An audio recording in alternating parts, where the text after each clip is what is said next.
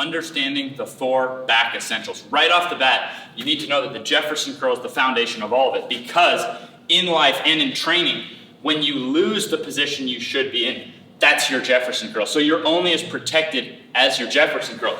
You can have all these amazing, and in fact, the strongest guy I've ever trained in all these did not want to listen to me about the Jefferson curl. Ended up going from not even playing sports, just being a dude who worked out, to being one of the top rookies for Team USA Olympic bobsled, meaning he turned into a freak. But guess what happened? He gets into a squat test, boom, round, derailed his whole career. So you see that the stronger you are here, the stronger you are rounded, the more protected you are whenever you lose any of this. So this is always the foundation. If you ever don't have a gym, I'll do sometimes all I'll do in a week for my back is I'll be in a hot shower, be like, screw it, man. I'm so obsessed with the legs, I tend to skip the back and upper, and I'll just go right there in a hot shower. I'll put the hot water on my back, and I'll just round, and I'll do like 20 of them until I'm pulling myself palms to the floor. So Jefferson curl is the foundation. Now, why would seated good morning be next in importance and before this? Well, an RDL is here, okay? The RDL adds the hamstring, but the seated good morning is here. Seated good morning is the closest your thigh goes to your back. So every squat you ever do, the tighter you are through these muscles, the tighter your glutes and adductors are, the more chance you have of getting pulled out of position. So the better that seated good morning mobility and strength, the more protected you are in the first place. So that's senior to now RDL. So now RDL is getting into the hamstring. So the seated good morning removes the hamstring as much. I mean, you'll see it flexing, but it basically removes the hamstring. And then RDL adds it in. So you can use those numbers as a comparison in a 1-to-2 ratio, meaning if you could seated good morning, say the same amount you can RDL, you know your hamstrings are at pretty big risk of injury. So this should be like a 1-to-2 ratio there. Now the last one, single leg back extension.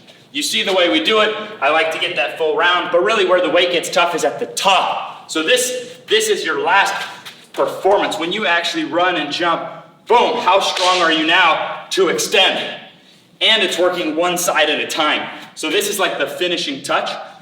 This can be done bench and bar. Back extension takes equipment, right? But I'm very intentional about what I do. And you can find these, not only can you find them used for $50 or less on Craigslist, you can even find some new in like the $50 to $70 range on Amazon, Valor Fitness, various stuff. I wouldn't put this in the program if it wasn't one of the easiest pieces of equipment to get, period. So, if you put these together, now what can happen to your back? You've now got the whole thing covered, but you're only as protected as the ratios. And what's interesting, as the last little point here, is that science-wise, we know for a fact that the Jefferson curl at light loads is safe, even though 75% of physios, despite being inaccurate about it, 75% of physios will say don't let your back round, even though that's false. And in studies, the people who can round better are less likely to get hurt. Jefferson curl is a prerequisite for life. I mean, how do you even do things if you can't even go into a round? So being able to round better, proven, less chance of back pain and back injury, but 75% of physio. So what does that mean? Holy crap. We're in a society where the simplest thing to protect your back, in a society where back pain is at epidemic levels, the very people that we pay to protect our back, the overwhelming majority of them have it backwards. Welcome to planet Earth. Holy crap. I'm gonna go pay money to someone who is against the evidence and the truth of what protects your back. So we only currently advise these up to 25% of your body weight on Jefferson curl. And I'll put some numbers here, okay? If we're talking about just the standard, I've put many people through 25% body weight Jefferson curl to wrist below toes. That would be a nice full range motion. 50% body weight, seated good morning, abs to bench.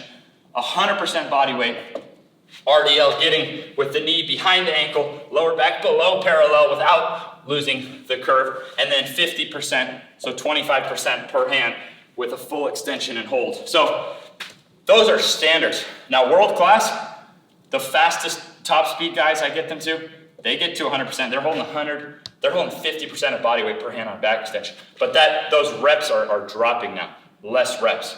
And then RDL, literally 200%, double body weight. Again, going towards the world-class number itself comes with risk. You're doing it for world-class performance or world-class protection. Same like C to good morning, meaning say you're a wrestler or say you're a football player and you go up, boom, and you can only handle 50% on a C to good morning.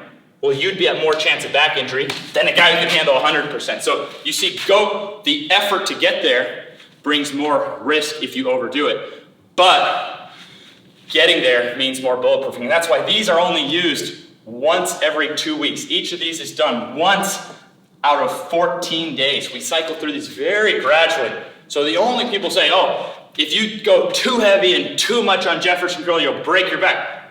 Of course you would. I mean, that's same thing on anything in your body. If you go too heavy and too much.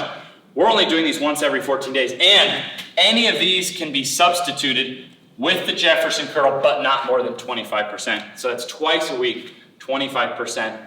But, so here's the last little thing. I have coached people, myself included, up to 100% of body weight on Jefferson curl. For myself, why did I do it? Because my body's an experiment for me. But for some others, you are in sports where you literally have to grab people like this. And if you can't do 100% of your weight, you're actually at more chance of hurting your back. You see that? So when it comes to that, when it comes to anything over 25%, no.